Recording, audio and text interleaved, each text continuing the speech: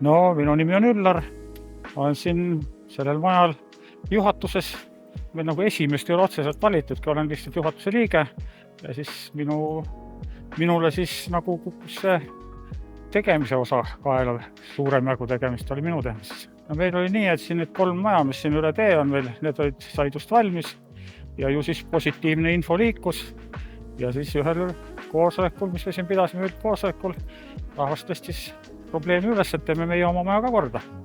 Ega jah, enda teha oli ikka põhiliselt alguses tuleb konsultant valida ja siis pangaga ajada asju. Aga ülejäänud asja juba siis tegid spetsialistid siin. Konsultant ja tehniline järelevalve ja kes me siin pidid olema kõik. No energiasäästu lahendusteks on, et meil soojustati maja ära, aknad said 3-kordsed, päiksepaneelid on katusel. Ehitusprotsess kestis meil aasta, kuna algas sügisel ja vill sai sügisel peale ja siis jäi siis talveks nagu ei saanud krohvida, jäi ta siis kile alla, et see oli natuke venis. Aga kuna see aeg oli selline, nagu ta siin ikkagi oli ja väga segane, siis me lõppkokkuvõttes saime päris hästi tekke tehtud.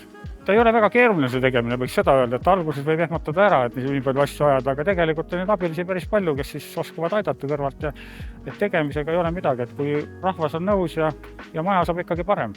Ma ei ole kuulnud, et keegi oleks midagi halba öelnud veel selle tegemise kohta.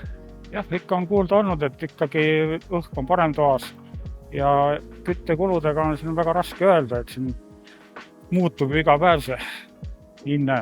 Aga umbes ma arvan, et mingi 1/3 me võitsime.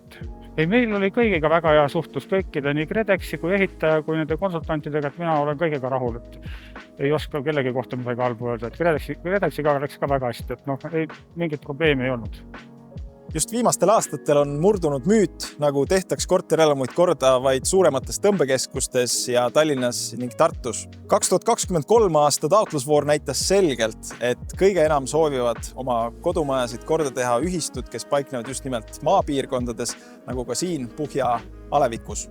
Korralik ettevalmistus ja hea projekt on kahtlemata üheks võtmeteguriks, et kogu protsess sujuks ja lõpptulemus saaks võimalikult hea. Ühistujuhtidele on seejuures abiks tehniline konsultant, kes aitab muuhulgas koostada projekteerimise ja lähteülesande, aga tegelikult aitab ühistujuhti kogu protsessi vältel, sealhulgas aitab ta täita dokumente, viia läbi hankeid ja veel paljugi muud.